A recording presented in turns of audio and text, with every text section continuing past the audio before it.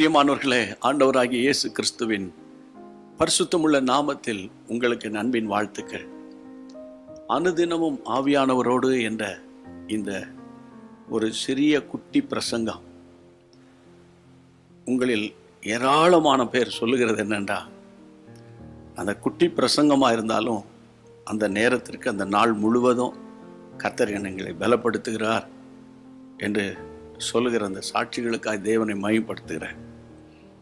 ஆனால் ஒன்று, கர்த்தருடைய பிள்ளைகளை, அது 5 நிமிஷத்துக்குள்ளே இருந்தாலும் நாள் முழுவதும் உங்களோடு கூட கிரியை செய்யும் என்பதில் மாற்று கருத்து இல்லை. தேவன் உங்களை இன்றைக்கும் அப்படித்தான் ஆசீர்வதிக்க போகிறார். மறக்காமல் நீங்கள் செய்தியை கேட்ட உடனே என்னோடு கூட சேர்ந்து நீங்கள் நல்லா ஜெபம் பண்ணணும். ஜெபம் பண்ணி முடித்த உடனே யார் யாருக்கெல்லாம் ஷேர் பண்ணலாம் அப்படின்னு ஒரு நிமிஷம் ஒரு சின்ன குட்டி ஜெபம் பண்ணிவிட்டு ஷேர் பண்ணுங்கள். அப்போ தான் அவங்களுக்கு அது ஆசீர்வாதமாக இருக்கும். தேவனுக்கு மகிமை உண்டாவதாக. அதே போல் உங்கள் நண்பர்கள் இன்னும் யார் யாருக்கெல்லாம் இப்படிப்பட்ட ஒரு மார்னிங் ஹவர்ஸில் இந்த மாதிரி ஒரு செய்தி வருகிறது தெரியாதோ அவங்களுக்கெல்லாம் நீங்கள் சொல்லுங்கள். ஜீசஸ் மீட்ஸ் அந்த யூடியூப் சேனலை நீங்களே சப்ஸ்கிரைப் பண்ணுங்கள், உங்களுக்கு டைரெக்டாக வந்துடும் அப்படின்னு நீங்கள் சொல்லி. ஏன்னா சுவிசேஷம் மயமாக்க வேண்டிய ஒரு காலகட்டத்தில் வந்துட்டோம். நம்ம கர்த்தர் கிருபை செய்வார். வசனத்துக்கு போகலாம். யோவான் எழுதின சுவிசேஷம் 17ஆம் அதிகாரம் 11ஆம் வசனம். நான் இனி உலகத்தில் இருக்கிறேன், இவர்கள் உலகத்தில் இருக்கிறார்கள், நான் உம்மிடத்தில் வருகிறேன். பரிசுத்த பிதாவே, நீர் எனக்கு தந்தவர்கள் நம்மை போல ஒன்றாயிருக்கும்படி நீர் அவர்களை உம்முடைய நாமத்தினால் காத்துக்கொள்ளும். அருமையான ஒரு வார்த்தை. இயேசு ஜெபிக்கிறார்,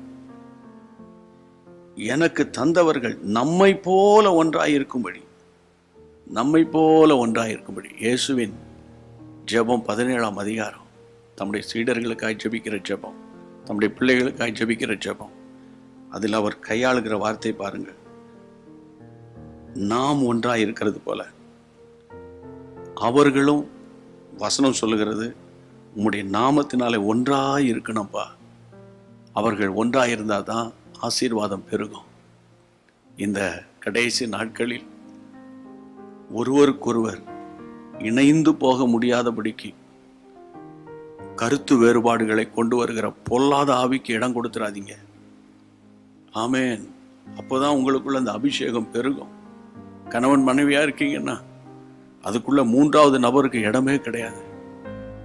ஒன்றாயிருந்து உங்க குடும்பத்தை கட்டி எழுப்புங்க, ஜெப வாழ்க்கை கட்டி எழுப்புங்க.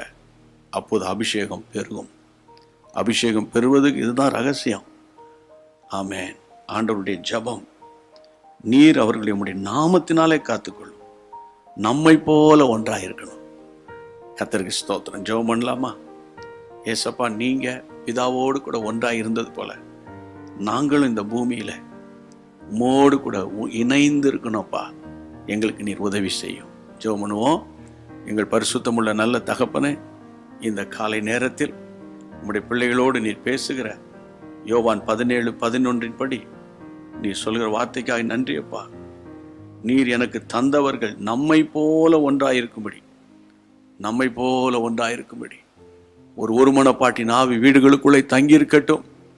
இந்த நாள் முழுவதும் என்னென்ன செய்யணும், என்னென்ன காரியங்களை அவங்க செயல்படுத்தணும், நடைமுறைக்கு கொண்டு வரணும்னு விரும்புகிறாங்களோ அத்தனை காரியங்களை நடைமுறைப்படுத்த உதவி செய்யுங்க. தேவ சமாதானம் பெருகட்டும், தேவ கிருபை பெருகட்டும். 1000 மடங்கு உடைய பிள்ளைகளை ஆசீர்வதியும். ஜெபத்தை கேட்ட தேவனுக்கு ஸ்தோத்திரம், ஸ்தோத்திரம், ஸ்தோத்திரம். கிருபை தாங்கட்டும். இயேசுவின் நாமத்தில் நல்ல பிதாவே, ஆமேன். கர்த்தருக்கு ஸ்தோத்திரம். கர்த்தருக்குள் தைரியமா இருங்க. இந்த நாள் ஒரு பெரிய சந்தோஷம், சமாதானமும் உங்கள் இருதயத்தை அளவில்லாமல் நிரப்பும். கர்த்தருடைய கிருபை உங்களை தாங்கும். கர்த்தர் சித்தமானால் மீண்டும் நம்ம சந்திக்கலாம். God bless you. அன்பான தேவனுடைய பிள்ளைகளே, இச்செய்தி உங்களுக்கு மிகுந்த ஆசீர்வாதமாக இருந்ததென்று நாங்கள் நம்புகிறோம். தொடர்ந்து எங்கள் செய்திகளை கேட்டு கர்த்தருக்குள் ஆசீர்வதிக்கப்பட ஜீசஸ் மீட்ஸ் மினிஸ்ட்ரீஸ் என்கிற எங்கள் யூடியூப் சேனலை சப்ஸ்கிரைப் செய்யுங்கள். மேலும் உங்கள் ஜெப உதவிக்கு எங்களோடு நீங்கள் தொடர்பு கொள்ள வேண்டிய தொலைபேசி எண் 984126 5286 மற்றும் 7299546363. Email gpsrobinson@hotmail.com. கர்த்தர் உங்களை ஆசீர்வதிப்பாராக.